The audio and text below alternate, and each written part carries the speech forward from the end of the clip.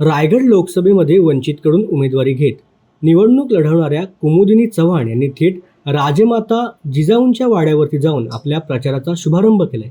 यावेळेला त्यांनी महायुतीचे सुनील तटकरे आणि महाविकास आघाडीचे अनंत गित्ते यांच्यावर निशाणा साधलाय।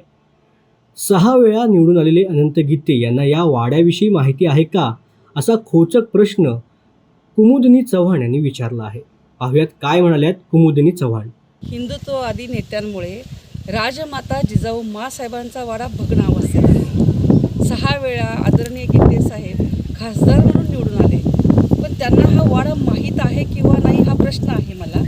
तसेच आदरणीय तटकरे साहेबांनी सुद्धा या वाड्याचा कधी विकास करावा असा विचार केलेला दिसत नाही आहे। त्यांना सुद्धा वाडा कदाचित माहीत नसावा की जिजाऊंची लेक खासदार म्हणून निवडून आल्यानंतर हा वाडा सुशोभित करून 1 वर्षाच्या आतमध्ये दाखवेल। कारण ज्या माँसाहेबांमुळे स्वराज्याची स्थापना झाली, महाराज आपल्याला मिळाले, त्या माँसाहेबांनाच हे सगळे विसरलेले आहेत।